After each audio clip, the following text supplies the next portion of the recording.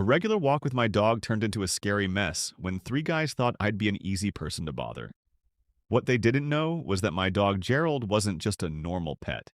He was their biggest problem. They thought they could walk away like nothing happened, but the way it all ended taught them something they'll always remember. Let's go back to the start. My name's Michelle Winfrey. I'm 63 years old and have lived around here long enough to tell when something doesn't feel right. Usually it's a calm neighborhood, far from the noisy city, but sometimes calm can trick you. Every night around 8, I take my dog Gerald for a walk. It's our little habit, just me, him, and the cool night breeze. Gerald's not like other dogs. He's a German Shepherd, big enough to scare anyone who doesn't know him, and clever enough to outsmart most people who do. What makes him really special is where he came from. He used to work with the police as a K9 dog. After a long time helping out, he got hurt and had to stop, so I got to bring him home. He's not just my buddy, he's like my shadow, always keeping me safe. That night seemed normal until I turned the corner. Three guys were standing under a streetlight that kept flickering, their shadows stretching out on the ground. The way they stood, all close together, made me feel nervous. Gerald noticed it too. His ears went up and he started growling low. One of the guys saw us and grinned, poking his friend. "Hey, check it out," he said, making fun of me. "Grandma's taking her big, tough wolf for a walk." The other two laughed, their voices bouncing around in the quiet night. "Yeah, maybe she's teaching him to grab her snacks," another one added, laughing in a mean way. Gerald moved closer to me, his body stiff. His growl got louder, letting them know he wasn't playing around. As they started walking toward us, my heart started beating fast. I felt scared, but I pushed it away. I've been through enough to know that showing fear is like waving food in front of a hungry animal. It just makes them braver. The tallest guy tilted his head, his grin getting bigger. "Chill out, lady," he said, holding up his hands like he wasn't up to anything bad. "We're just saying hi. No need for the guard dog stuff." But I knew he wasn't telling the truth, and Gerald did too. His growl turned into a loud bark, strong and bossy, like he was telling them to try him. That's when I figured out this wasn't just silly teasing. These guys had something worse in their eyes. I held Gerald's leash tighter and got ready. Whatever they were thinking, they had no clue what was coming. One of the guys stuck his hand in his pocket and pulled out something shiny. The streetlight hit it, making it sparkle in a way that gave me chills. It looked pointy, like something from the kitchen, but not for making dinner. "Don't worry, Grandma," he said with a creepy smile. "This'll be done before you know it." My breath stopped for a second, but I wasn't going to let them see me scared. My legs, though, didn't listen. They started shaking, but I stuck my feet to the ground, refusing to back off. Gerald, my dog, didn't care at all. His growl got louder and deeper, so low it felt like the air was shaking. His fur stood up and he stepped forward, putting himself right between me and the guys. The tallest one laughed, poking his buddy. "What's this dumb dog gonna do? Bark us to death?" Gerald barked back fast, the sound bouncing off the empty street. It wasn't a normal dog bark. It was a warning, like he was daring them. The shortest guy, who'd been quiet so far, just shrugged. "Let's show her who's boss and get out of here."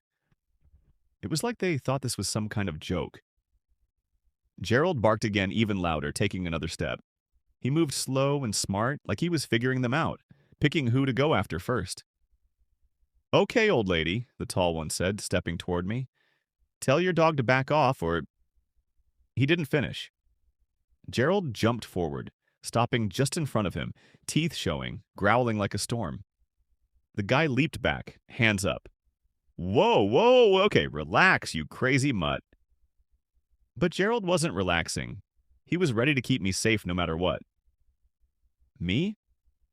I held his leash tighter, my voice calm, even though my heart was pounding. "Gerald doesn't give up," I said, staring them down. "So unless you want to see what happens next, you'd better think twice." They didn't know who Gerald really was, but they were about to find out. The guy with the shiny, sharp thing stepped closer. His grin gone, now just a mean look. He held it up like he was making a point, aiming at Gerald. Let's see how tough your dog is, he growled, stepping forward. Big mistake. Before he could do anything, Gerald shot forward like a flash, his jaws clamping onto the guy's arm perfectly.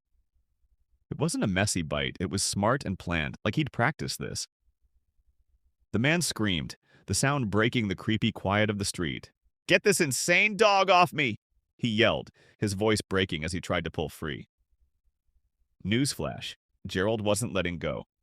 The other two guys stopped moving, their tough act turning into wide-eyed freakouts. "What's wrong with this dog?" one of them stuttered, sounding shocked and confused. Gerald, still gripping the first guy's arm, pulled hard, knocking him off his feet and onto the ground. The sharp thing hit the pavement with a clang, ignored as the guy squirmed, trying to get loose. "Get off me!" he shouted again, sounding more scared now. The tall one shook off his surprise and ran forward. "We've got to stop him!" he yelled, picking up a piece of wood from the ground. The third guy wasn't sure, obviously rethinking everything, but he went along mumbling, "This dog's not normal." They came at us together, all panicky, but Gerald didn't even blink. His body got tight, his eyes locked on them, ready for anything. "Gerald, watch out!" I shouted, jumping back as one of the guys swung a wooden stick. But Gerald moved super fast, way faster than any normal dog. He dodged the swing like it was no big deal, let go of the first guy's arm, and turned to the taller one. With a loud growl, he jumped at him, pushing the guy back like a football player tackling someone. The guy crashed to the ground with a big bang, breathing hard as Gerald stood over him, showing his teeth, daring him to move. Okay, I give up," the man said, all shaky, holding his hands up. The third guy didn't even try to help. He just stood there, eyes huge, looking like he wished he'd never come here. "This isn't just some dog," he whispered, his voice wobbly. And he was totally right. Gerald wasn't just any dog. He used to be a police dog, trained for stuff like this. But the fight wasn't done yet. These guys weren't ready to quit, and Gerald wasn't done showing them how tough he really was. It all happened so quick. The other two shook off their fear and came at us. One of them picked up an old, rusty metal pipe from the ground and swung it as hard as he could. "Stay back!" I yelled, starting to freak out, but Gerald wasn't worried. He moved to the side like it was nothing. His moves were fast and perfect. The guy tripped forward, off balance from his own swing, and Gerald didn't wait. He barked loud and jumped just enough to make the guy drop the pipe. "Are you serious?" the guy shouted, his voice cracking as he backed off, looking scared now. At the same time, the third guy thought he could be sneaky and grab me from behind. Bad move. I felt him pull on my shoulder and spun around just in time to see him reaching for me. My heart was pounding, but I didn't freeze. I grabbed my handbag tight and swung it as hard as I could. It hit him with a loud smack right on his head. "Don't even try it, dude," I snapped. I felt a rush of energy inside me. The guy stumbled back, holding his head. "What the heck, lady?" he yelled, sounding more upset than hurt. While that was going on, Gerald was dealing with the pipe guy. After making him drop it, Gerald jumped and knocked him flat on his back with so much power it didn't even seem like a dog could do it. The guy yelped as he hit the ground, and Gerald stood over him, teeth out, growling low. "Get it off me! Help!" the guy cried, his tough attitude totally gone. The third guy, still rubbing his head, looked at me and Gerald, his face super pale. "This is crazy," he mumbled, stepping back. "Oh, you're just figuring that out now?" I said sharply, holding my bag like it was ready to hit again. The guy on the ground wiggled under Gerald, his voice getting loud and scared. "Call it off. Please, I'm done." Gerald didn't move. His eyes stuck to the guy like a bird watching something it wants to eat. He wasn't biting or anything, just showing who's boss. "Gerald, stay," I said strong, trying to keep my voice from shaking. The air felt heavy, like you could slice it with a knife. The two other guys looked at each other, probably thinking about every bad choice they'd ever made. For a quick second, everything stopped, but I knew it wasn't over yet. Things finally got wild. Gerald had one guy stuck on the ground. Another was tripping backward after my handbag smacked him. Not a soft tap either, a warning to back off. And the third guy? Oh, he was finished. He turned and ran like his shoes were burning. For a moment, I thought about letting him go. But Gerald? No way. He wasn't ready to stop the chase. In a flash, he took off. It was like watching a rocket zoom straight to its target. The guy didn't even get 10 steps before Gerald blocked him, standing there like a wall that wouldn't move. The man stopped fast, throwing his hands up like he'd hit a surprise roadblock. Okay, I give up, he yelled, his voice breaking. Just call off the dog, please. Gerald didn't twitch. He stared hard, tail stiff, his whole body saying, "You're not going anywhere, buddy." Meanwhile, I grabbed my phone, my hands not shaking as much now that I was in control. I called the police, keeping one eye on the two guys still close enough for Gerald to growl at. "Yes, I need officers at Parkside Avenue," I said, my voice calm. "3 men tried to jump me, but my dog stopped them. They're still here." One of the guys moaned from the ground. "Stopped us? Lady, your dog's crazy." I looked at him and raised an eyebrow. "Crazy? No, sweetie, that's just good training." The third guy, still standing with his hands up, let out an annoyed huff. "This is all your fault, Grandma. If you just—" I stopped him with a glare sharp enough to cut his complaining. "My fault?" I asked, my voice full of sass. No, this is what happens when 3 big guys think it's smart to mess with a 63-year-old lady walking her dog. This isn't my mess, it's your bad decisions." Gerald barked once like he was saying, "Yep, that's right."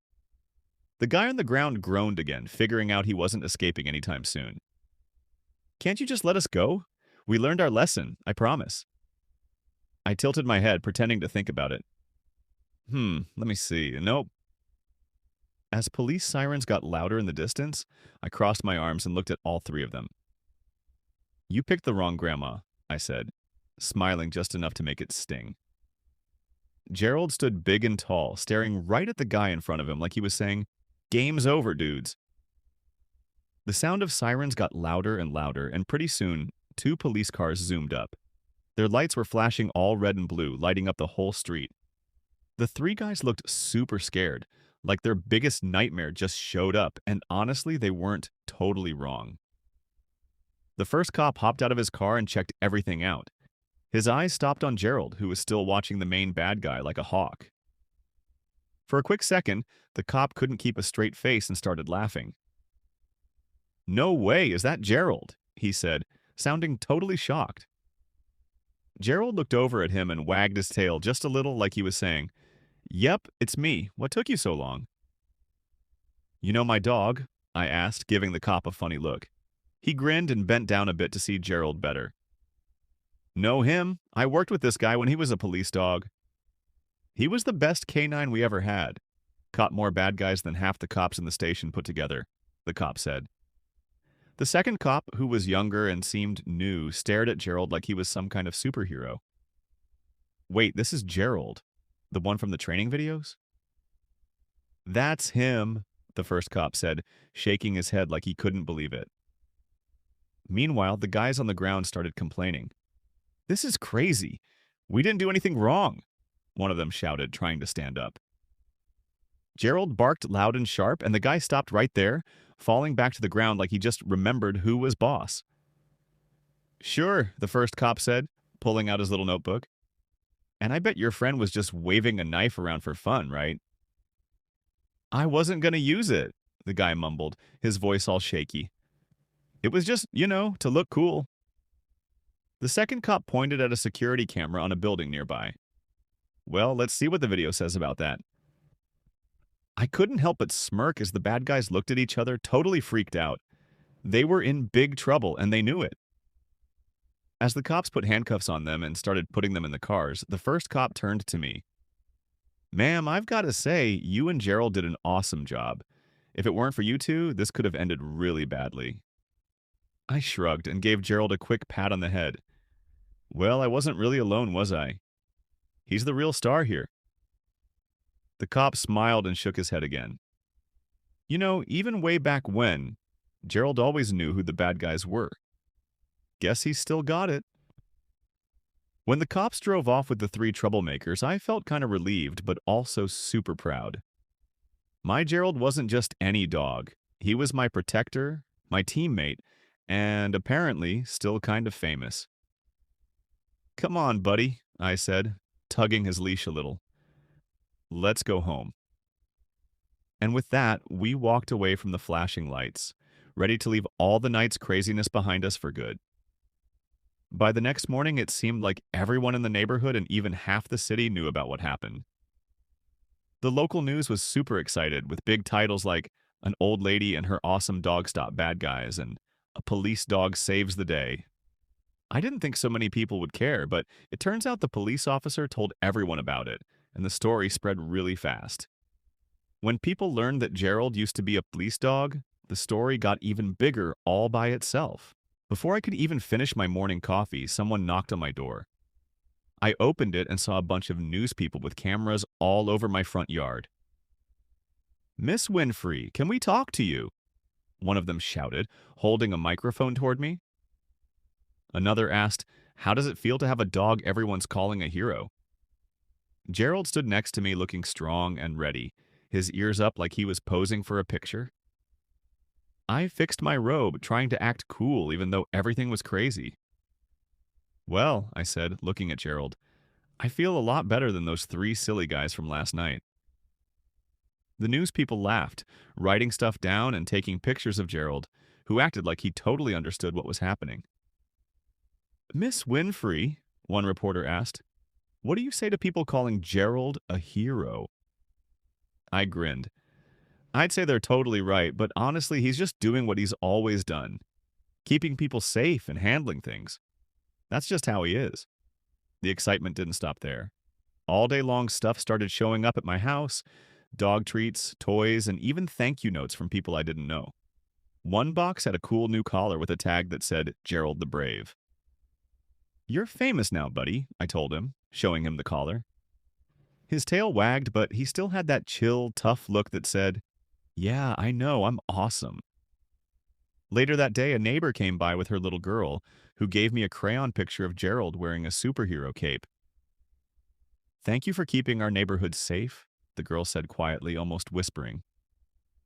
Gerald bent down to gently touch her hand with his nose, and it made me feel so happy inside.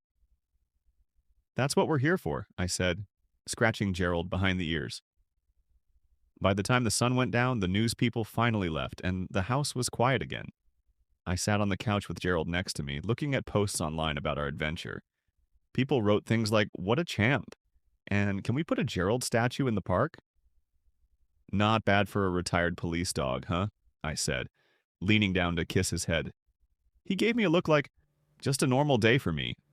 Justice was done, and Gerald? He totally earned a big nap. A few weeks later, I was walking Gerald on our usual path when I noticed something. Right at the corner where everything happened, there was a shiny new sign on a pole. It said, "Here, Gerald, the hero dog, protected his owner, Michelle Winfrey, with courage and loyalty." I paused and stared at it for a second, then looked down at Gerald.